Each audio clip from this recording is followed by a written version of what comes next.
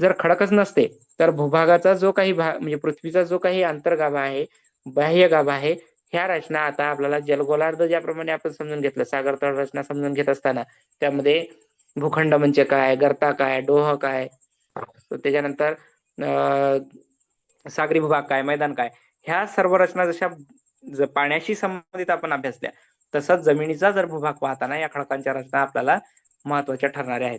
जर या खडकांच्या रचना जर आपण पाहिल्या नसत्या किंवा खडक प्रणाली कोणती कुठे आढळते हे जर आपल्याला माहित नसेल, तर त्या प्रदेशामध्ये येणारी शेतीतील उत्पादने किंवा शेतीतील जी काही पिके आहेत ही सुद्धा आपल्याला समजणार नाहीत. जर उगाच आपण कोकणमध्ये काळी माती आहे म्हणत आहोत आणि कोकणमध्ये जर काही आपल्याला हापूस आंबा असेल, त्यानंतर तुमचे काजू उत्पादन असेल, नारळ उत्पादन असेल, हे सर्व रचना ज्या काही पिकांच्या बाबतीत आहेत ह्या काळ्या मातीमध्ये आढळणाऱ्या नाहीत. मग त्या भौगोलिक प्रदेशानुसार त्या मातीचं त्या खडकाचं वैशिष्ट्य, त्याचबरोबर त्यांची रचना ही आपल्याला समजून घेता येऊ शकते. जर त्या भागातला खडक आपल्याला माहित नसेल किंवा त्या भागातील मृदा आपल्याला माहित नसेल, तर तिथे येणारी पिके असतील, त्या पिकांचं वैशिष्ट्य काय आहे, पिकांच्या निर्मितीसाठी उपयुक्त माती कशी असावी, त्याचं हवामान काय असावं, हे सुद्धा आपल्याला समजणार नाही. आता या पृथ्वीवरील खडकांचे जे काही प्रकार आहेत, यामध्ये खडकांच्या निर्मितीनुसार त्याचे मुख्य 3 प्रकार पडतात. एक आहे अग्निजन्य खडक, दुसरा आहे स्तरित खडक आणि तिसरा आहे रूपांतरित खडक. आता या 3 प्रकारांचा प्रामुख्याने जर आपण अभ्यास केला, तर पहिला प्रकार आपल्याला लक्षात येईल की अग्निजन्य खडक, यालाच इग्नियस रॉक असे म्हणतात. मग याची निर्मिती जी आहे ती गाभ्यातील तप्त अशा लाव्हारसापासून, म्हणजे जो काही ज्वालामुखीतून तप्त लाव्हा बाहेर पडतो त्या लाव्हारसापासून भूपृष्ठाखाली व भूपृष्ठावर दोन्ही ठिकाणी ही निर्मिती झालेली आहे. म्हणजे पहा, जमिनीच्या खाली सुद्धा आहे आणि जमिनीच्या वर सुद्धा हा खडक आपल्याला आढळून येतो. इग्नियस खडक अशा या नावाने त्याला ओळखलं जातं, रॉक, इग्नियस रॉक म्हणजेच अग्निजन्य खडक. आता गाभ्यातील तप्त अशा, गाभ्यातील म्हणजे काय, जमिनीचा जो काही पृथ्वीचा जो काही भाग आहे यामध्ये लाव्हारस जो येतो तो एकदम पृथ्वीच्या अंतर्गाभ्यातून बाहेर पडत असतो, कारण तापमानाचं प्रमाण आणि उष्णता जी काही आहे ती जसं आपण खोल जातो तशी तशी वाढत जात असते. मग या खडकाची प्रामुख्याने उदाहरणे कोणती आहेत, तर ग्रॅनाइट, गॅब्रो, बेसाल्ट. बेसाल्ट हे दख्खन पठार जे आहे आपलं, दख्खनचे पठार ज्याला म्हणतो आपण, हे अग्निजन्य खडकापासून बनलेलं असून या खडकापासून रेगूर ही कापसाची काळी मृदा तयार होते, जे आता आपण आधीच्या स्लाइडमध्ये अभ्यासलेलं आहे. म्हणजेच रेगूर ही कापसाची काळी मृदा म्हणून ओळखल्या जाते. जसं आता या अग्निजन्य खडकाचं महत्व काय, तर यातून वेगवेगळी खनिजे आपल्याला मिळतात, वेगवेगळ्या मातीचं जे काही उपयुक्त पिके, ज्याला आपण शेतीयुक्त जमिनीचा भूभाग म्हणतो, ही सुद्धा काळी रेगूर मृदा या अग्निजन्य खडकाच्या विदारणातून किंवा अपक्षयातून आपल्याला निर्माण झालेली दिसते. दुसरा प्रकार आहे पहा, स्तरित खडक, यालाच म्हणतात सेडिमेटरी रॉक्स. आता सेडिमेटरी रॉक्स मध्येच काय पहा, पाणी, वारा, लाटा, हिमनदी यांनी वाहून आणलेल्या गाळाच्या निक्षेपणातून निर्मिती होते. पहिल्याच आपण स्लाइड मध्ये पाहिलं होतं की जे खडकाचा भूभाग आहे, म्हणजे जो खडकाचा भूभाग आपल्याला आढळून येतो, तो भूभाग सुद्धा या काय झालेला असतो, ऊन, वारा, पाऊस यामुळं वाहून आलेला असतो. म्हणजे पाण्याच्या रचनेतून ही जी काही या खडकाची स्थलांतरित बाजू आहे, जसं ओढे, हिमनद्या, नाल्या, पर्वत यावरून हे वाहत असताना त्यांची रचना जी आहे, जसं ही आकृती त्यासाठी महत्वाची होती आपल्याला. यामध्ये आपण पाहिले की झालेला हा खडकाचा जो काही भुगा आहे, जो काही चुरा आहे, हा वाहत येऊन पाण्याच्या प्रवाहाबरोबर वाहत येऊन त्याच्या प्रदेशामध्ये काय होत होते, स्तर जमा होत होते, एकमेकांवरती थर साचून साचून त्याची निर्मिती झालेली आपल्याला आढळून येते. ही स्लाइड आपण यापूर्वी पहिल्या सुरुवातीलाच पाहिली होती. यामध्ये काय दिलेलं आहे पहा, हा जो खडकाचा झालेला भूग आहे, खडकाचे तुकडे, माती, खडकाचे कण हे सर्व नदी, हिमनदी, ओढे, नाले यांच्या प्रवाहाबरोबर वाहत जाऊन सकल प्रदेशात जमा होत असतात. मग हे जमा झालेले जे थर आहेत, या थरानुसार या खडकाची रचना सुद्धा स्तरित प्रकारामध्ये आपल्याला अभ्यासणे गरजेचे ठरते. म्हणजे स्तरित, स्तरित त्याच्यात नावच आहे पहा, स्तर, स्तरित, स्तरित म्हणजे स्तर, एकमेकावरती साचलेले मातीचे या खडकाचे वाहून आलेले गाळाचे स्तर, या स्तरापासून निर्मित झालेले खडक म्हणजे स्तरित खडक. आता या स्तरित खडकामध्ये वैशिष्ट्य काय आहे, तर ही जी रचना आहे खडकांची, यामध्ये काय दिलंय महत्वाचं, की पाणी, वारा, लाटा, हिमनदी यांनी वाहून आणलेल्या गाळाच्या निक्षेपणातून याची निर्मिती होती. निक्षेपण म्हणजे काय, तर पाण्याबरोबर वाहून आलेला त्यांचा जो काही भाग आहे किंवा ज्या नदीच्या प्रवाहामध्ये आलेल्या सर्व बाजू, मग त्यामध्ये तुमचे खडक, दगड, वाळू, गोटे काय जे असतील ते सर्व. मग याचं प्रमुख उदाहरणं काय आहेत स्तरीत खडकाची? प्रवाळ, चुन खडक, शेल याला प्रकाश्म म्हणतो, वालुकाश्म म्हणजे सँडस्टोन ज्याला आपण दगड म्हणतो, थोडस दगडाचा प्रकार, कोळसा इत्यादी. शेल या स्तरीत खडकापासून खनिज तेल काढले जाते. पहा, याच्यातून खनिज तेल काढले जाते. स्तरीत खडकात जीवाश्म ज्याला फॉजिल्स म्हणतो आपण, ही सापडतात, जीवाश्म सापडतात. म्हणजे आपण दगडी कोळसा, पेट्रोलियम, खनिज तेल, यानंतर चुनखडक, ही सर्व रचना ज्या काही पाहिल्या आहेत त्या आपल्याला या स्तरीत खडकाच्या स्वरूपामध्ये आढळून येत असतात. यानंतर पुढचं जे काय आहे रूपांतरित खडक. रूपांतरित खडकालाच आपण मेटॅमॉर्फिक रॉक्स असे म्हणतो, मेटॅमॉर्फिक रॉक.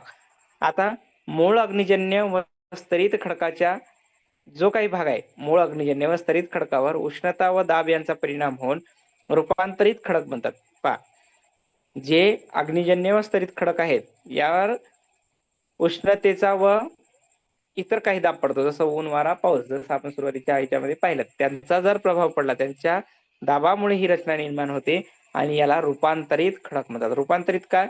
तर मूळ खडकाचं रूपांतर आता दुसऱ्याच कुठल्या तरी खडक प्रकारामध्ये होणार आहे. म्हणजे दिलेली जर रचना अग्निजन्य खडकाची असेल तर त्याच्यापासून नवीन खडक कोणता निर्माण होईल, स्तरीत खडकाची असेल तर त्याच्यापासून कोणता तरी नवीन खडक त्या रचनेमध्ये आपल्याला आढळून येईल. अशी जी काही रचना असेल खडकांची, या रचनेला आपण रूपांतरित खडक असे म्हणतो. मग रूपांतरित का? तर त्यांच्यावरती उष्णतेचा आणि इतर काही घटकांचा, वारा असेल, पाऊस असेल, यांचा दाब पडल्यामुळं ह्या निर्मितीचं स्वरूप आपल्याला आढळून येते. आता बेसाल्ट पासून पहा, बेसाल्ट खडक जो मुळातच अग्निजन्य होता, याच्यापासून काय केलंय, हॉर्न ब्लेड सिस्ट नावाचा खडक रूपांतरित तयार झालेला आहे. त्यानंतर चुनखडकापासून संगमरवर, मी तुम्हाला ताजमहालचं उदाहरण दिलं होतं, ताजमहाल संगमरवर खडकापासून बनलेला आहे. आणि हा संगमरवर कुठून आणला होता? राजस्थान मधील मकराना खाणीतून आणून त्याच्यापासून ताजमहालाची रचना केलेली आहे. मग हा चुनखडकापासून बनलेला रूपांतरित खडक आहे. कोणता? संगमरवर, ताजमहालासाठी वापरलेला खडक. ग्रेनाइट पासून पहा, पट्टिताश्म यालाच ग्रेनाइटिस म्हणतो. जे आपण ग्रेनाइट उदाहरण पाहिलं होतं, ग्रेनाइट म्हणजे खिडक्या दरवाज्यांना वापरण्यात झालेलं आजचं आधुनिक स्वरूप. मग हे ग्रेनाइट पासून पट्टिताश्म, ग्रेनाइटिस ज्याला म्हणतात, असं रचना रूपांतरित खडकाची आहे. वालुकाश्म पासून पहा, सँडस्टोन पासून क्वार्ट्झाइट, क्वार्ट्झाइट नावाचा खडकाचा प्रकार सुद्धा आढळतो. शेल पासून स्लेट ज्याला पाटीचा दगड, आपण दगडी पाट्या पहिले लहान असताना पहिल्या दुसऱ्या वर्गामध्ये आपण पाट्या वापरायचो, आता त्या पाट्या बंद होत आहेत, म्हणजे वापरल्या जात नाहीत, फार अल्प प्रमाणात त्या वापरल्या जातात. मग हा पाटीचा दगड जो आहे तो सुद्धा एक खडकाचा प्रकार होता आणि हा सेल या खडकापासून बनवण्यात आलेला होता. त्यानंतर मायका, मायका म्हणजे फर्निचर कामामध्ये उपयुक्त येणारा हा दगड. स्तरीत किंवा गाळाच्या खडकामध्ये सुमारे 42% वाटा शेल या खडकाचा असतो. म्हणजे हा जो पाठीचा दगड म्हणतो आपण, या खडक प्रकाराचा वाटा हा सर्वाधिक म्हणजे एकूण 42% आढळून येतो. आता 42% हा वाटा ज्याप्रमाणे त्यांनी नोंदवलेला आहे, म्हणजे इतर खडकांचं सुद्धा महत्व या ठिकाणी अधोरेखित करूनच हा भूभाग त्यांनी आपल्याला निश्चित क्रमवारीनुसार ठरवून दिलेला आहे. आता यानंतर रूपांतरित खडकाचे जे काही प्रकार आहेत, ते रूपांतरित खडकाचे प्रकार आपण पाहूयात.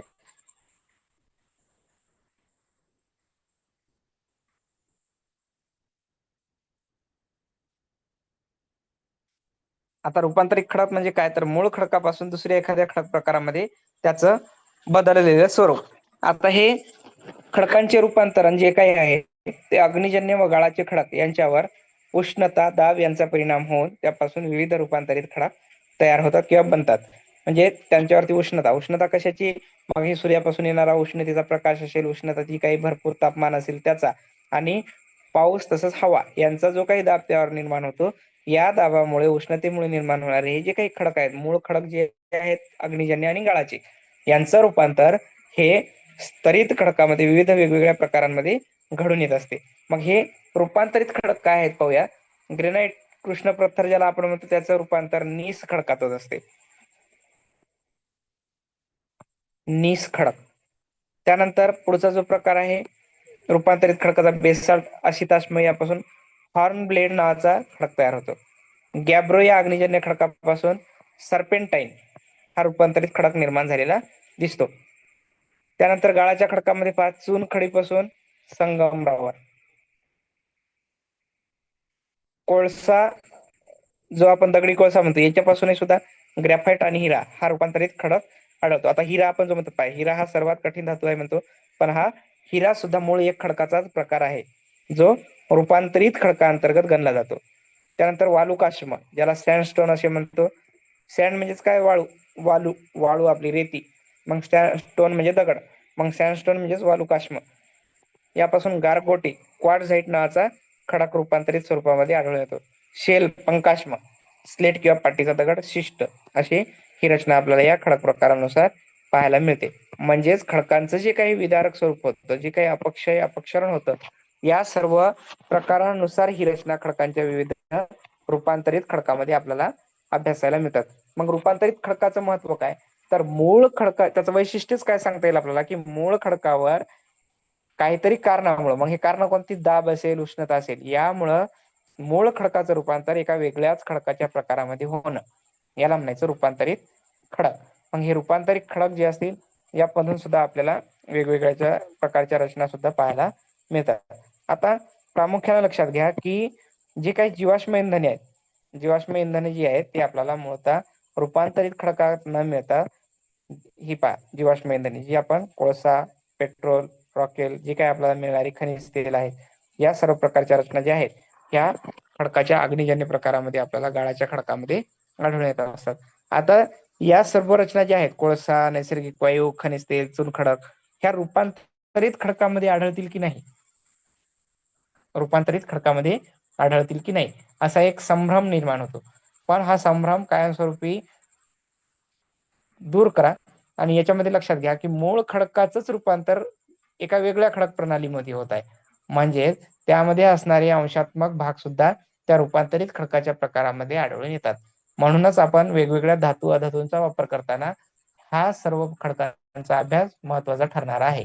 म्हणजेच आता इथं कोणत्या खडकाच्या प्रकारामध्ये कोणता धातू आपल्याला सापडतो किंवा त्याचं खनिज कोणतं सापडते, हे सुद्धा पाहणं गरजेचं आहे. म्हणजेच आता जर लक्षात घेतलं की संगमरवर हा खडक आहे, मग संगमरवर आता कुठून निर्माण झाला, मूळ त्याचा जो काही आहे भाग तो आहे चुनखडक. मग या चुनखडकापासून त्याचं रूपांतर संगमरवरामध्ये झालं. म्हणजेच दिलेला खडक एका प्रकारातून दुसऱ्या प्रकारामध्ये सुद्धा रूपांतरित होऊ शकतो. पण हे खडकाचं रूपांतर जे आहे हे मानव निर्मित असेल का,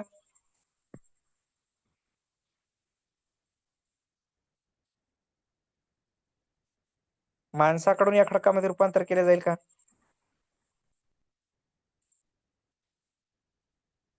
नाही सर, नैसर्गिक असणार आहे. नैसर्गिक रचना असणार आहेत, कारण त्याला जो काही भरपूर वर्षाचा कालावधी लागतो, तो कालावधी माणसाकडून पूर्ण होणार नाही. आणि नैसर्गिकरित्या तापमान, ऊन, वारा, पाऊस, ज्या गोष्टी आहेत दाब देणाऱ्या किंवा त्याच्यावरती परिणाम घडवणाऱ्या, ह्या माणसाकडून पूर्ण केल्या जाऊ शकत नाहीत. म्हणून खडकाचं रूपांतर हे जे काही असणार आहे, रूपांतरित खडकांचा प्रकार सुद्धा तयार होणारा नैसर्गिक घटक त्या ठिकाणी महत्वाचे ठरणार आहेत. म्हणजेच मुळात एकावर एक खडकांच्या ज्या रचना आहेत, स्तरीय रचना, ह्या रचना काही काही कालावधीनंतर त्यामध्ये बदल घडत असतात. म्हणजे सुरुवातीला जर आपण वरचा थर जमिनीचा धरला काळ्या मातीचा, आणि ती काळी माती जर पूर्ण बाजूला केली, आता तुम्ही पाहिलं असेल एखाद्या ठिकाणी रेल्वेचं बांधकाम चालू असेल, रेल्वे पट्टी टाकण्याचं काम चालू असेल, तर ती रेल्वे पटरी मजबूत व्हावी, तिच्यावरून उद्याला रेल्वे धावणार आहे, त्या रेल्वेची वाहतूक होणार आहे, मग ती रेल्वे पटरी जर पाहिली तर ती कडक भागावर निर्माण केलेली असते का अशा एखाद्या मृदू भागावर निर्माण केलेली असते? मृदू भागावर सर. मृदू भागावर असेल का? समजा साधा जमिनीचा भाग असेल, जसं नाही. काळी माती आहे किंवा माती आहे, पांढरी माती आहे, तांबडी माती आहे, असं समजू आपण. त्या ठिकाणी मुख्य खडकाचा जो भाग आहे किंवा खडकाची भर आहे, ती भरच दिली नाही, तर रेल्वे पटरी टाकताना तिथं सहज सोपं आहे का, त्यांना जमेल का, ती वाहतूक सुरळीत होईल का? ती नाही सर. नाही होणार, कारण उद्याला त्यावरती भरपूर प्रवाह पडणार आहे, म्हणजे दाब पडणार आहे, त्या वाहतुकीचा भरपूर दाब, भार त्या मातीला सहन करावा लागणार आहे. आणि तुम्ही जर निरीक्षण केलेलं असेल, जर एखाद्या शेतीच्या प्रदेशातून, शेतीविषयक जमीन जिथं आहे, शेतीची उपयुक्त जमीन ज्या ठिकाणी आहे, त्या ठिकाणी जर हे रस्ते बांधकाम होत असेल किंवा तुमच्या रेल्वेचं रोल टाकण्याचं काम होत असेल, तर त्या ठिकाणचा जो मातीचा थर आहे वरचा, काळ्या मातीचा, तो पहिल्यांदा बाजूला केलेला दिसतो. कोणाच्या निरीक्षणात अशी बाजू आलेली असेल तर पहा, जिथं आता पटरीचं काम चालू आहे, रोडचं बांधकाम चालू आहे, त्या ठिकाणी हा काळा भाग तिथं जमिनीवर ठेवत नाहीत, त्यावरची जी सुपीक मृदा आहे ती पहिल्यांदा बाजूला केली जाते. कारण का, तर त्या मातीचा जो काही म्हणजे कारण त्या मातीचं मुळातच विदारण झालेलं आहे, तिचा अपक्षय झालेला आहे, म्हणून ती माती स्वरूपात आलेली आहे. खडकाच्या स्वरूपामध्ये आहे का ती? नाही. पण कालावधी आता त्याच्यावरती ह्या वाहतुकीनंतर सुद्धा भार पडून त्या मातीचं आणखी विदारण होऊ शकते, आणखी त्या मातीची झीज होऊ शकते, आणखी बारीक आकार येऊ शकतो. मग भविष्यामध्ये ही जी काही रचना असेल वाहतूक मार्गाची किंवा इतर तुमच्या रचने ज्या रचना आहेत, समजा वाहतुकीच्या असतील, रेल्वे मार्गाच्या असतील किंवा इतर काही, तर या कालांतरानं बदलू शकतात, त्यांच्यामध्ये बदल घडू शकतो. पण जे खडकांच्या रचना आहेत, खडक असतील मूळ प्रकाराचे, त्यामध्ये बदल होण्यासाठी कितीतरी वर्षाचा कालावधी जावा लागतो, अनेक वर्ष त्यासाठी वाट पाहावी लागते. म्हणून यांचा उपयोग ह्या प्रामुख्याने रस्ते निर्मितीमध्ये होत असतो. कुठलाही रस्ता घ्या, डांबरीकरणाचा रस्ता असू द्या, मी तुम्हाला सांगितलं गाळाचा खडक, रस्त्याच्या कडेनं दाब भरण्यासाठी, रस्ता जर बांधून काम झालेला असेल तर त्याच्या कडेनं भर देण्यासाठी हा गाळाचा खडक वापरलेला असतो. पहा, कुठंही तुम्ही एखादा रोडचं बांधकाम झालेलं पहा आणि त्याच्या भोवताल काठीनं जे आपल्याला पाऊल वाट ठेवलेली असते, किंवा ज्या रोडच्या बांधकामानंतर सिमेंटचं असेल, डांबरीकरणाचं असेल, त्याच्यानंतर थोडासा खडकाचा भर दिलेला असतो. हा खडक गाळाचा खडक असतो. कारण तिथल्या रोडच्या मातीशी, तिथल्या जमिनीशी त्याला एक प्रकारे समायोजन साधता आलेलं असते, आणि त्या प्रकारानुसार ह्या रचना खडकांच्या विविध प्रकाराच्या तिथे आपल्याला पाहायला मिळतात. मग एखादं तुमचं खेळाचं मैदान असेल, त्या खेळाच्या मैदानामध्ये कुठल्या प्रदेशातली माती आणून टाकली जाते ग्राउंड वरती?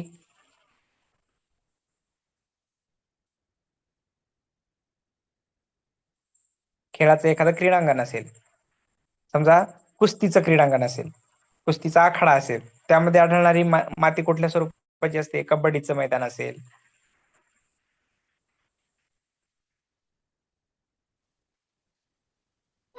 मृदू आणि असं कोरडं कोरडं असं.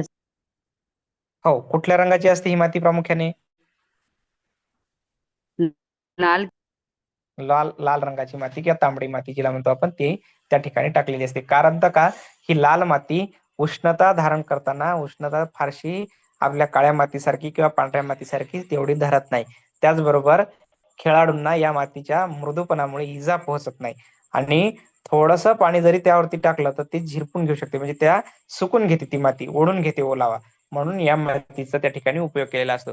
काळी माती असेल आणि थोडासा आपण पाण्याचा शिडकावा दिला तर तिथे चिखल निर्माण होतो, पण या लाल मातीमध्ये तसा चिखल सहजासहजी तयार होत नाही. म्हणून एखाद्या क्रीडांगणावरती या मातीचा उपयोग केलेला आढळून येतो. मग ही लाल माती असेल, ही ज्या प्रदेशामध्ये असा लाल खडक किंवा स्तरीत खडक निर्माण झालेला असेल, त्या ठिकाणची ही माती आपल्याला यासाठी उपयुक्त ठरणारी असते.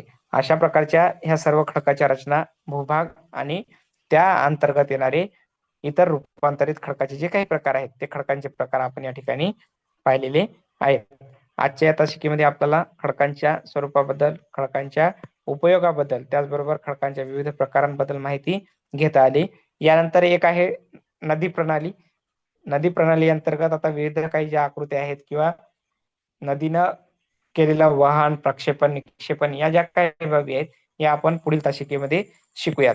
म्हणजेच आपल्याला आता यानंतरचे जे काही जागतिक भूगोल तसंच जगाचा भूगोलाच्या दृष्टीने महत्वाच्या ज्या काही पर्यावरणीय बाबी होत्या, त्या बाबी आता उद्याच्या तासिकेमध्ये आपल्या पूर्ण होणार आहेत. यामध्ये 2 घटक आपले बाकी आहेत. एक आहे नदी प्रणाली आणि त्यानंतर पिके व हवामान. या दोन्ही बाजूंचा सविस्तर अभ्यास केल्यानंतर आपण महाराष्ट्राच्या भूगोलाला सुरुवात करत आहोत.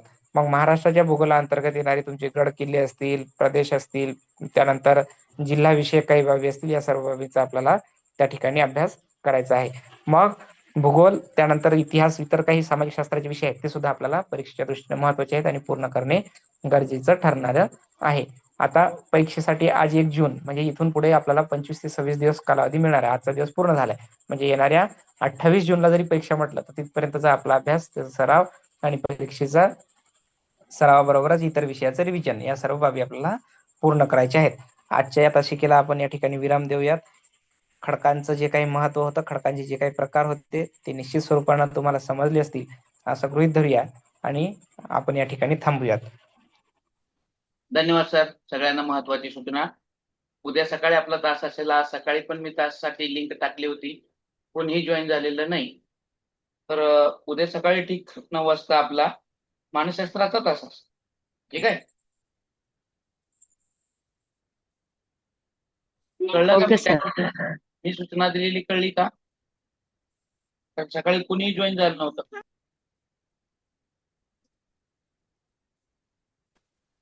चला ठीक आहे. Good night everyone. उद्या सकाळी भेटूया 9 वाजता. Good night sir.